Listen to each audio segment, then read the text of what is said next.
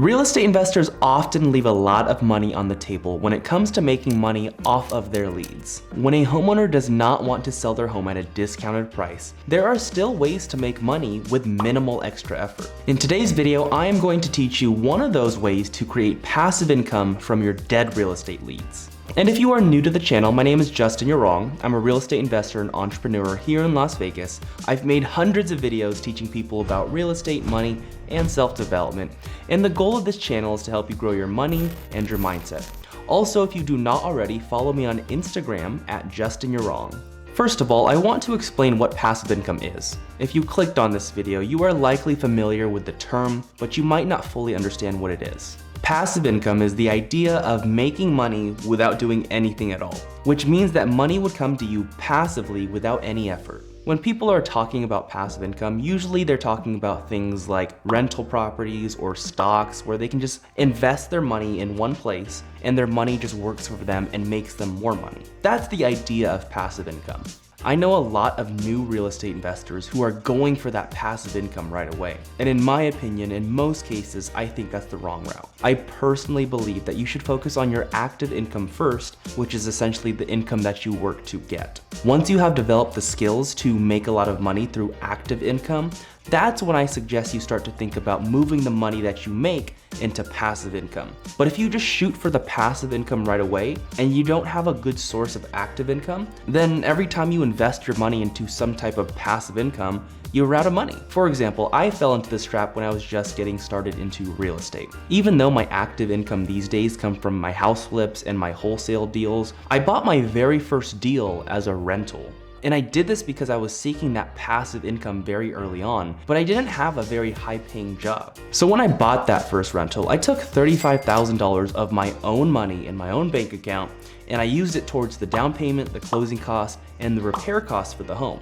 And after I spent that money to buy the home, I was broke.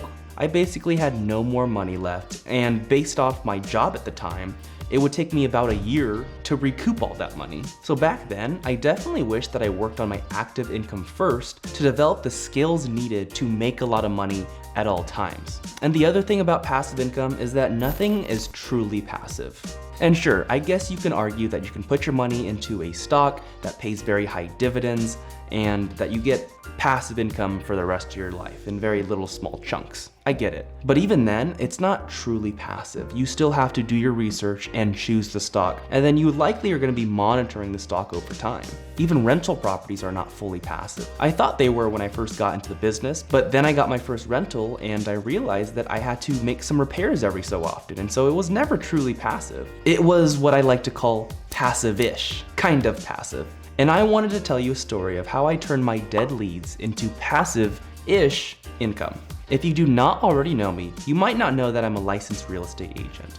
I've been a real estate agent for over 2 years now, and I don't even represent buyers or sellers anymore. So you might be wondering, why would you have your license if you don't represent buyers or sellers? Isn't that how you get paid as a real estate agent? And while that is a good argument, I have kept my real estate license for one main reason. And that reason is so that I can refer my dead seller leads out to other realtors so that they can list the home instead of me, and I can still get a referral commission off of that.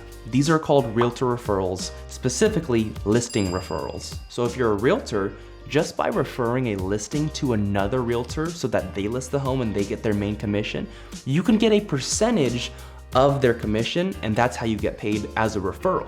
But you can only legally do this if you are a licensed real estate agent yourself.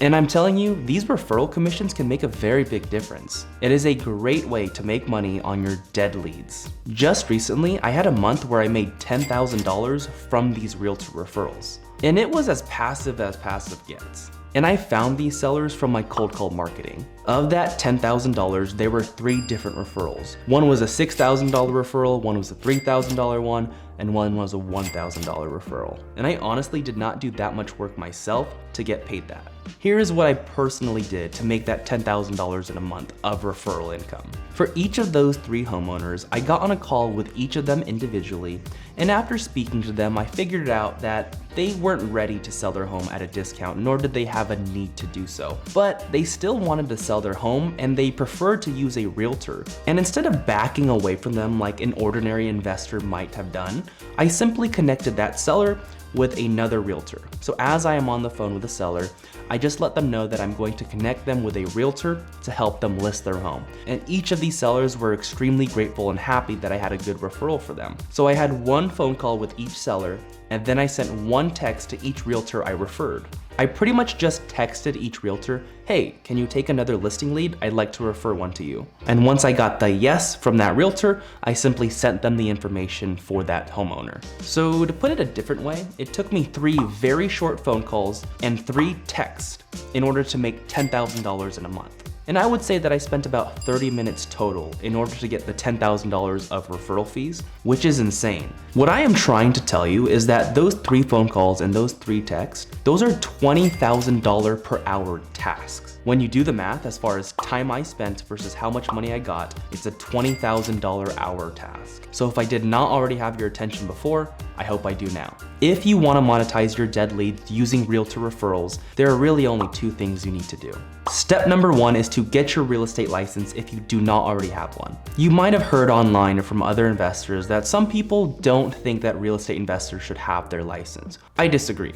I think it's a great tool to have. So there's potential to make money not only through referrals, but also commissions if you want to represent sellers. And as a realtor, you will have direct access to the MLS, which is invaluable.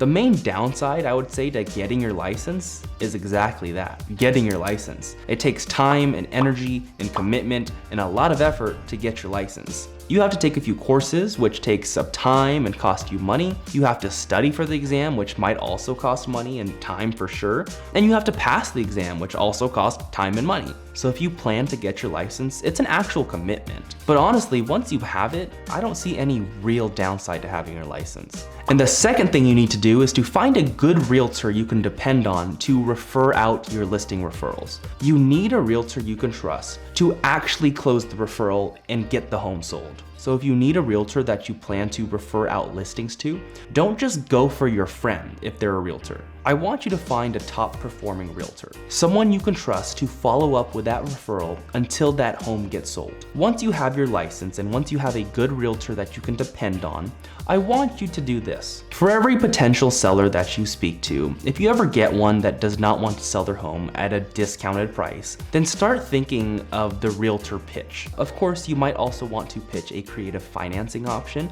but start thinking about the realtor pitch as well, because you want to be able to refer a seller to your realtor as a warm lead, meaning it's even more powerful when you speak to that seller and you discuss the option of listing with a realtor with them. You want to be able to talk to that seller, let them know that you are going to be referring them to another realtor so that that realtor can list their home and help them get the price they wanted. Also, if you want to grow your real estate business, whether you are brand new or if you already have deals under your belt, DM me the word coach on Instagram at JustinYou'reWrong. I'll see you at the next one.